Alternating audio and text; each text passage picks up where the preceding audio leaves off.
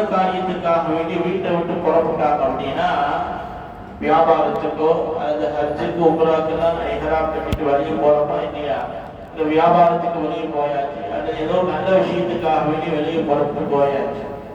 போனதுக்கு பின்னாடி அவங்க வீட்டுக்குள்ள வரதாக இருந்தாங்க, ஏதாவது வேலையா திரும்பி வரதாக இருந்தா என்ன செய்வாங்கன்னாமா, முன் வாசல் வழியாக வரமாட்டாங்க, பின் வாசல் வழியாக தான் உள்ள நுழைவாங்க. ஏன்னா நல்ல காரியத்துக்கு புறப்பட்டாச்சு, புறப்பட்டு உடனே திரும்பி வரும்போது முன் வாசல் வழியாக வரக்கூடாது, அப்படி வந்தா போன காரியம் சரியாகாது, அதனால பின் வாசல் வழியாக தான் வரணும் அப்படிங்கிற ஒரு மூட நம்பிக்கை அரபு உலகத்தில் இருந்தது. அதைத்தான் அல்லாஹ் இங்க சொல்லி தருகிறார். நீங்க வீட்டுக்குள்ள நுழையும் போது பின்வாசல் வழியாக வர்றீங்க, அதனால எந்த நன்மையும் கிடையாது. மாறாக நன்மை என்பது உங்க உள்ளத்துல எந்த அளவுக்கு இறை அச்சம் இருக்கிறது என்பதை கொண்டுதான் நன்மை இருக்கிறது. அதனால வீட்டுக்குள்ள வரும்போது முன்வாசல் வழியாகவே வாங்க. முன்வாசல் வழியாக தான் போனீங்க, திரும்பி வரும்போது முன்வாசல் வழியாகவே வாங்க என்று அல்லாஹ் அருள்மறையாற்றல் குர்ஆனிலே அவர்களுக்குண்டான அவநம்பிக்கை அல்லாஹ் சொல்லி தருகிறார். அன்பு சகோதரர்களே, வீடு விஷயத்திலே இன்னைக்கு நம்ம பலருக்கும் சில விதமான மூட நம்பிக்கை இருக்குதா இல்லையா? சில பேர் பார்த்தீங்கன்னா கிழக்கு பார்த்த வாசல் அது இருந்தா தான் சரியா, அப்படி இல்லைன்னா இடமும் வாங்க மாட்டாரு, வீடு கட்ட மாட்டாரு, பலரும் இருக்கிறாங்க. அதே மாதிரி வீட்டுக்குள்ள அடுப்படி இப்படித்தான் இருக்கணும் அப்படின்னு ஒரு சட்டம் வச்சிருக்கிறாங்க. அல்லது வீட்டுக்குள்ள பீர்வா இந்த பக்கமா பார்த்து இருந்தா தான் பீர்வாக்குள்ள காசு நிறைய தங்கும், பறக்கத்து வந்து இருக்கும் அப்படின்னு சில பேர் நினைக்கிறாங்க. அதே மாதிரி சில பேர் வாஸ்து பிரகாரம் என்ன செய்யறாங்க, நம்ம மக்கள்கிட்ட இன்னைக்கு வாஸ்து அப்படிங்கிற பேய் பிசாசு மாதிரி ஆடுது. எதை நம்புறாங்களோ இல்லையோ அதை முழுசா நம்புறாங்க. அந்த மாதிரிதான் வீடு கட்டணும் அடம்பிடிக்கிறாங்க. சில பேர் டெக்னிக்கலா சொல்லுவாங்க, வீடை நம்ம அதெல்லாம் பாக்குறது இல்லைங்க, ஆனா நம்ம வீடை கட்டி ஒரு வேளை யாராவது வாங்க வந்தாங்க அப்படின்னா அவங்க வந்து கேட்கறாங்க, அதனால அந்த மாதிரி கட்ட வேண்டியதா இருக்கு. நீ வீடு கட்டும் போது ஏன் விற்கணும்னு எண்ணத்துல கட்டுற, வீடு கட்டும் போது நீ விற்கணும்னு எண்ணத்துல எது கட்டணும். அதனால இந்த மாதிரியான மூட நம்பிக்கைகள் சமூகத்துல நிறைய இருக்கு, நம்முடைய சமூக மக்கள்கிட்ட அதிகமாக காணப்படுகிறது. அல்லாஹ் பாதுகாக்க வேண்டும். அன்பு சகோதரி, அதே மாதிரி பாத்தீங்கன்னா வீட்டுக்கு முன்னாடி வீடு கட்டுறதாக இருந்தாங்கன்னா கண்ணு படக்கூடாது அப்படிங்கிறதுக்காக திருஷ்டி பொம்மையை வருவாங்க. சில பேர் பூசணிக்காக பெருசா வருவாங்க. சில பேர் பார்த்தீங்கன்னா மாஷா அல்லா அப்படின்னு சொல்றாங்க. இந்த மாஷா அல்லா எதுக்காக வேண்டி போடுறாங்க, மாஷா அல்லாவுடைய அர்த்தம் என்ன என்று விளங்க வேண்டும். பொதுவாக ஒரு விஷயத்தை பார்க்கிறோம் அப்படின்னா மாஷா அல்லா அப்படின்னு சொல்றோம். என்ன அர்த்தம்? ஒரு வீட்டை பார்க்கிறோம், மாஷா அல்லா அப்படின்னா என்ன அர்த்தம் அப்படின்னா அல்லாஹ் நாடினால் அதனால் இவருக்கு இந்த நியமத்து கிடைத்தது என்று அதுக்கு அர்த்தம். நம்ம பார்க்கிறோம், நம்ம மாஷா அல்லாஹ் சொல்றோம் அப்படின்னா என்ன அர்த்தம்? அல்லாஹ் நாடியதால எனக்கு இது கிடைத்தது, என்னுடைய முயற்சி எல்லாம் ஒண்ணு கிடையாது, அல்லாஹ் நாடி இருக்க எனக்கு கிடைத்தது என்று அதனுடைய அர்த்தம் ஈமானுடைய அர்த்தமாக இருக்கிற பொழுது இவங்க கட்டுப்படக்கூடாது அப்படிங்கிறதுக்காக மாஷா அல்லாஹ் என்று எழுதி வைக்கிறாங்க. அது அதுல மட்டும் கிடையாது, ஈமானுடைய விஷயம் அதில் இருக்கிறது என்பதையும் நாம் விளங்கிக் கொள்ள வேண்டும் அன்பு சகோதரர்களே. எனவே ஒரு வீட்டுடைய அழகு என்பது எதில் இருக்குது? ஒரு வீட்டுடைய அழகு எதில் இருக்குது? பிரம்மாண்டமான வீடு, டைல்ஸ் எல்லாம் போட்டிருக்காங்க, மார்பிள் எல்லாம் போட்டிருக்கிறாங்க, ரொம்ப சூப்பரா ரொம்ப அழகா இருக்குது என்பதில் அல்ல ஒரு வீட்டுடைய அழகு. அல்லாஹ் சொல்கிறார், ஒரு வீட்டுடைய அழகு என்பது அந்த வீட்டில இருப்பவர்கள் எந்த அளவுக்கு இறையற்றத்தோடு இருக்கிறாங்க என்பதுதான் ஒரு வீட்டுடைய அழகு.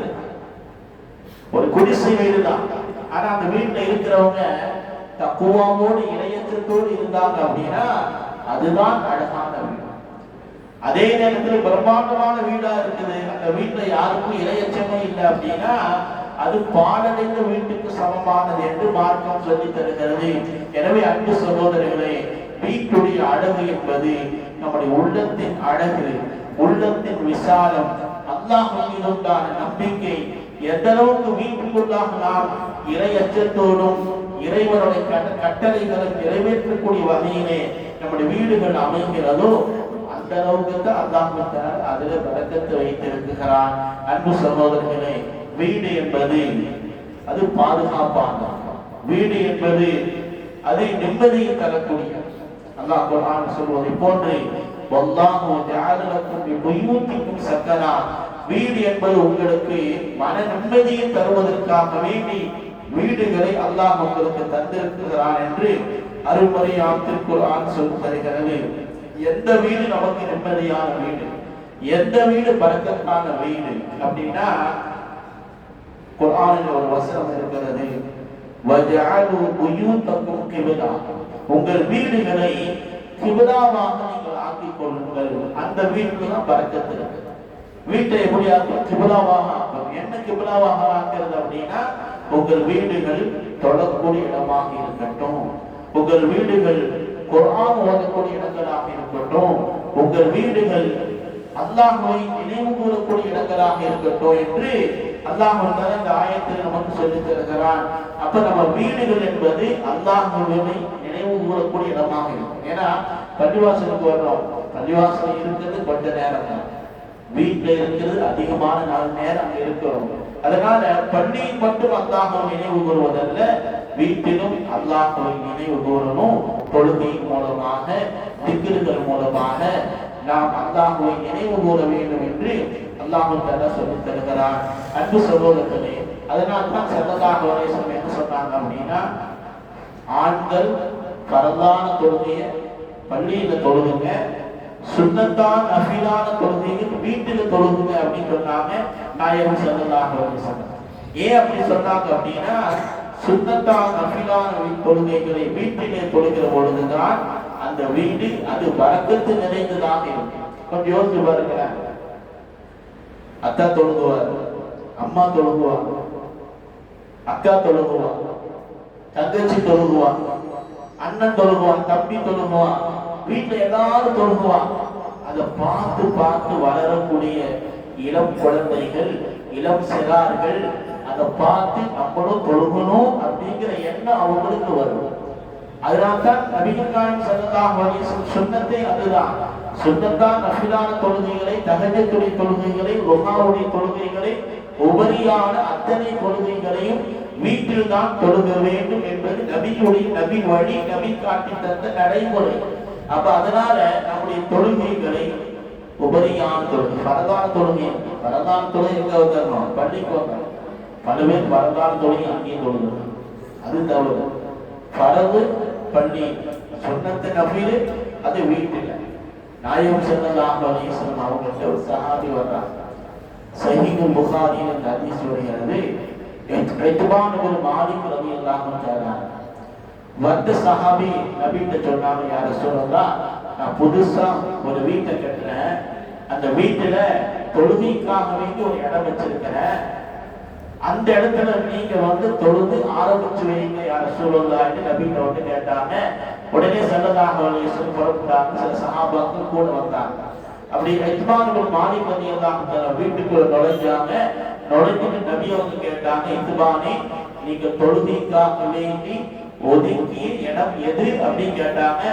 அப்ப அவரு சொன்னாரு, யா ரசூலல்லாஹ், இந்த இடம் தான் அப்படின்னு சொன்ன பொழுது நாயகம் ஸல்லல்லாஹு அலைஹி வஸல்லம் அவர்களும் அங்க போய் தொழுதாங்க, சஹாபாக்களும் அங்க போய் தொழுதாங்க.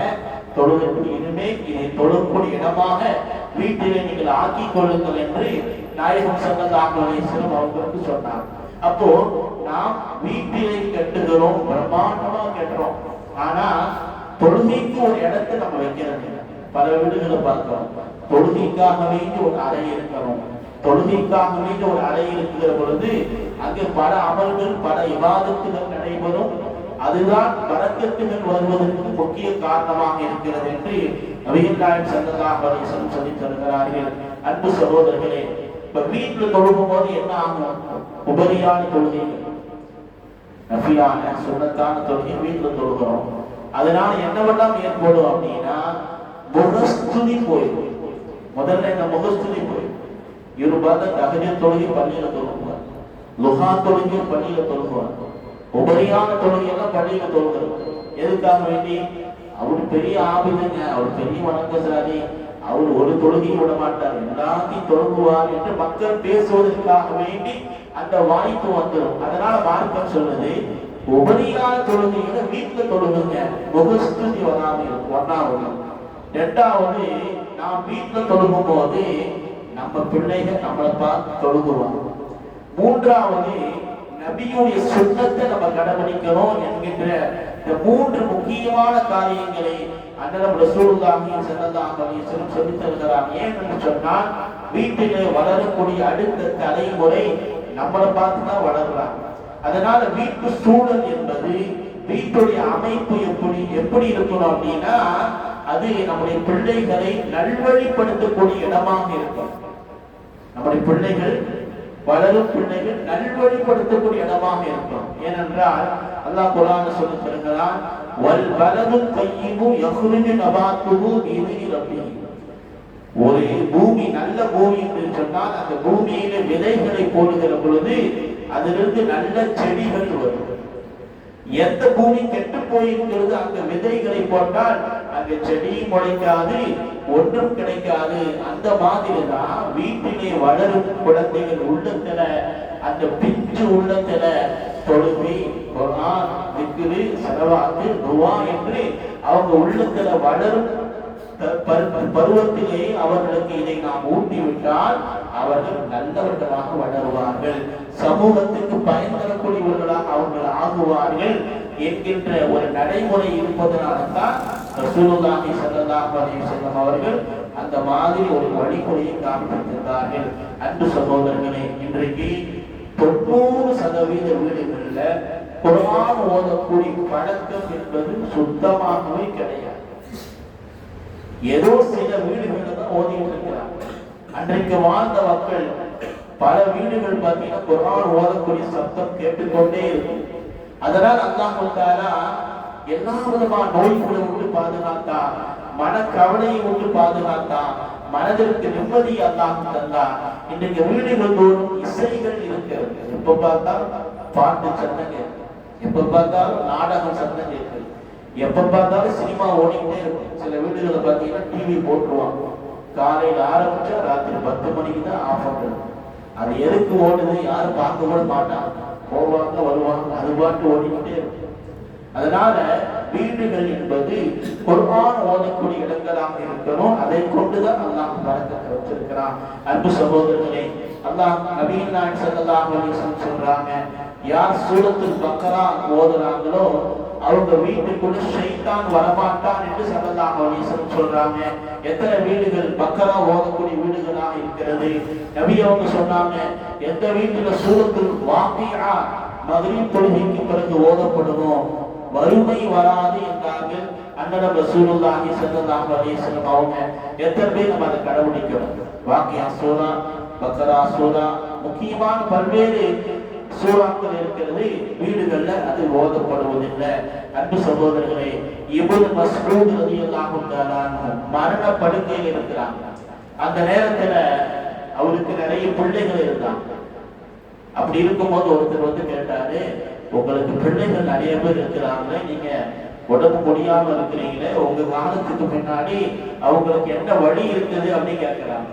அப்ப அவரு சொன்னாரு, நபிகள் நாயகம் ஸல்லல்லாஹு அலைஹி வஸல்லம் அவங்க எனக்கு ஒரு சூறாவை சொல்லி தந்திருக்கிறாங்க. அந்த சூறாவை என் பிள்ளைகளுக்கு நான் சொல்லி தந்திருக்கிறேன். வாக்கியா எந்த வீட்டிலே ஓதப்படுகிறதோ அந்த வீட்டுகளுக்கு அல்லாஹ் வறுமையை தர மாட்டான் என்று நபி அவங்க சொல்லி இருக்கிறாங்க. என் பிள்ளைகளுக்கு எதை சொல்லிக் கொடுத்தேனோ இல்லையோ இதை நான் சொல்லிக் கொடுத்திருக்கிறேன். அதனால் என் வாழ்க்கையில என் பிள்ளைகளுக்கு எந்த வறுமையும் வராது, வறுமையை நான் அஞ்சல என்றார்கள் இப்னு மஸ்ஊத் ரலியல்லாஹு தஆலா அன்ஹு. அதே மாதிரியே அவங்க பிள்ளைகள் செழிப்பாக வாழ்ந்தாங்க என்று வரலாறு சொல்லித் தருகிறது. எனவே அன்பு சகோதரர்களே, வாக்கியா சூரா ஓதுவது, பக்ரா சூரா ஓதுவது, யாசீன் சூரா ஓதுவது, இதெல்லாம் வீட்டிலே பரக்கத்துகளை ஏற்படுத்தக்கூடிய காரணங்களாக இருக்கிறது. அதே மாதிரி எப்பவுமே நம்ம ஒரு விஷயத்தை ஞாபகத்தில் வைக்க. வீட்டுக்குள்ள போறீங்கன்னா சலாம் சொல்லிட்டு போங்க. வீட்டுக்குள்ள போறீங்கன்னா பிஸ்மில்லாஹிர் ரஹ்மானிர் ரஹீம் என்று சொல்லி கால் எடுத்து உள்ள வைங்க. அப்படி செய்யறதுனால என்ன நன்மை தெரியுமா?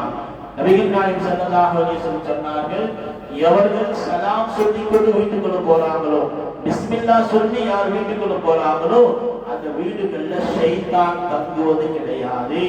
அந்த வீடுகள்ல அவர்கள் உண்ணக்கூடிய உணவுல ஷைத்தான் பங்கு கொள்வது கிடையாது என்றார்கள் நபிகள் நாயகம் ஸல்லல்லாஹு அலைஹி வஸல்லம்.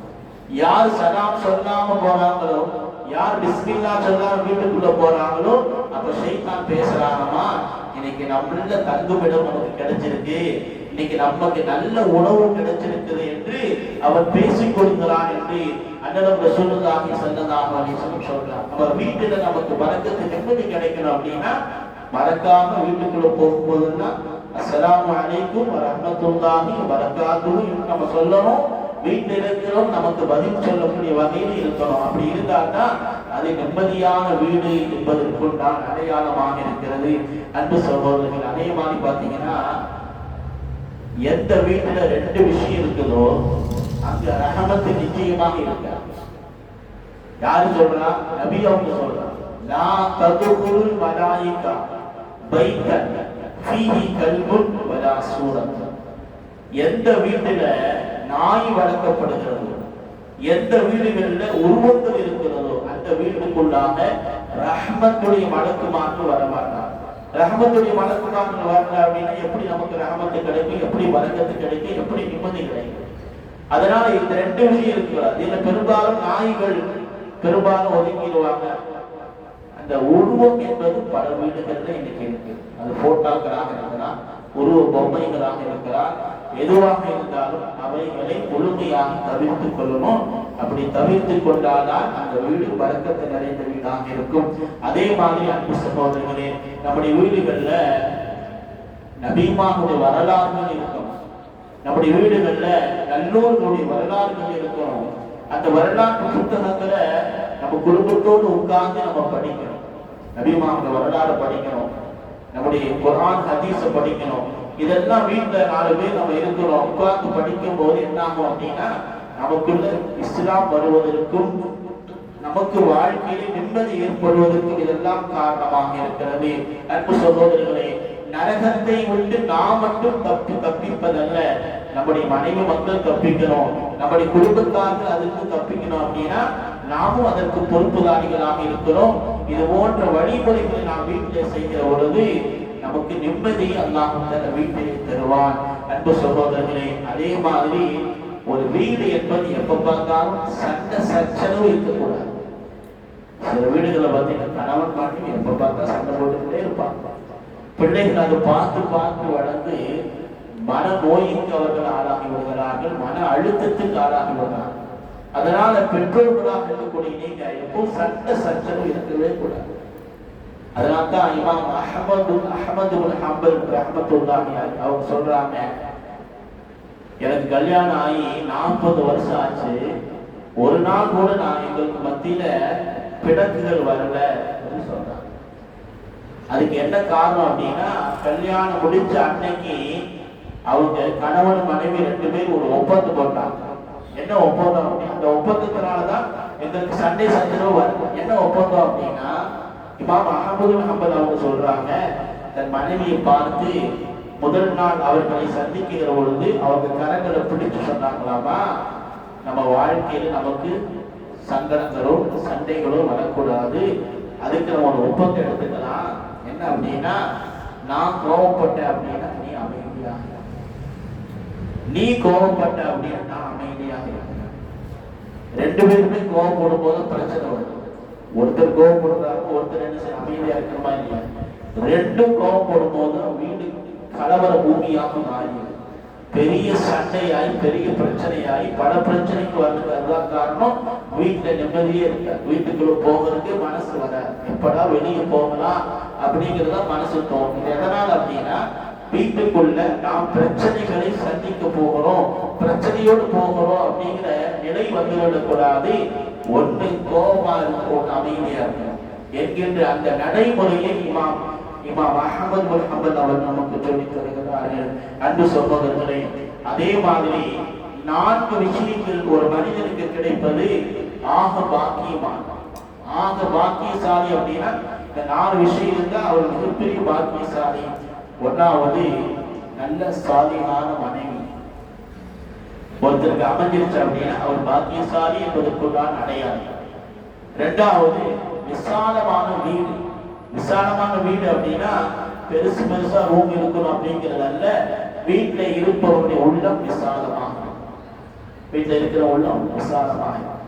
மூன்றாவது, நல்ல அண்டை வீட்டுக்காரர், பக்கத்து வீட்டுக்காரர் நல்லவராக வந்துட்டாரு அப்படின்னா நீங்க செஞ்ச பாக்கியம். ஏன்னா பல பேர் வீட்டு காணி பண்ணி போயிடும், என்னடா பக்கத்து வீட்டுக்காரர் மோசமா இருக்கிறாங்க அப்படின்னு ஓடிடும். அதனால பக்கத்து அண்டை வீட்டுக்காக நல்லவர்களாக அமைவது நீங்கள் பாக்கியம் பெற்றவர்கள். அதே மாதிரி நல்ல வாகனம், இந்த 4மே ஒரு மனிதனுக்கு கிடைக்கக்கூடிய மிகப்பெரிய பாக்கியம் என்று ரசூலுல்லாஹி ஸல்லல்லாஹு அலைஹி வஸல்லம் சொல்றாங்க. அதுல 3 விஷயம் வீட்டு சம்பந்தப்பட்டது. நல்ல மனைவி, விசாலமான வீடு, நல்ல பக்கத்து வீட்டுக்காரர். அப்போ வீட்டிலே நிம்மதி ஏற்படுவதற்கு இவைகள் எல்லாம் மிக மிக காரணங்களாக இருக்கிறது. அன்பு சகோதரர்களே, வீட்டு உலகத்திலே எத்தனை வீடுகள் இருக்கலாம். நம்ம வாடகை வீட்டுல இருக்கிறான், சொந்த வீட்டுல இருக்கிறான், இதெல்லாம் ஒண்ணுமே கிடையாது. நமக்கெல்லாம் ஒரு கனவு இல்லம் இருக்கணும். கனவு இல்லம், கனவு இல்லம் எப்படிப்பட்ட கனவு இல்லம் இருக்கணும் அப்படின்னா, ஃபிரௌனுடைய மனைவி ஆசியா அம்மா அவங்க ஆசைப்பட்ட மாதிரி நமக்கு கனவு இல்லம் எங்க வேணும்? சொர்க்கத்தில் வேணும். நம்ம ஆசைப்படணும். ஃபிரௌனுடைய மனைவி ஆசியா அம்மா இஸ்லாத்தை ஏற்றுக்கொண்ட பொழுது, ஈமானை ஏற்றுக்கொண்ட பொழுது, கலிமா சொன்ன அந்த நேரத்திலே அதை புரிந்து கொண்டு விளங்கி கொண்ட ஃபிரௌன் என்ன செய்யலாம் அப்படின்னா, தன் மனைவி என்று கூட பார்க்காம அவர்களை கொலை செய்ய உத்தரவிட்டார். அப்படி கொலை செய்ய முற்படுகிற பொழுது ஆசியா அம்மா அல்லாஹ்வுக்கு துஆ செஞ்சாங்க, யா அல்லாஹ், இந்த வீட்டை விட்டு இவன் என்னை விரட்டுகிறான், எனக்கு சொர்க்கத்திலே எனக்கு ஒரு வீட்டை நீ தயார் செய்வாயா என்று மரண நேரத்தில் அவர்கள் அல்லாஹ்விடத்திலே பிரார்த்தனை செய்து வஃபாத்தானார் என்று குர்ஆன் அந்த வரலாறை பேசுகிறது. எனவே அன்பு சகோதரர்களே, இந்த உலகத்திலே ஏற்றத்தாழ்வுகள் இருக்கலாம், வீடு இருக்கலாம், வீடு இல்லாம இருக்கலாம், அதெல்லாம் ஒண்ணுமே கிடையாது. சொர்க்கத்துல நமக்கு ஒரு சொந்தமான வீடு வேண்டும் என்று இந்த உலகத்துல நாம் ஆசைப்படணும். அப்படி ஆசைப்பட்டு வாழ்ந்தவர்கள் தான் நம்முடைய முன்னோர்கள்.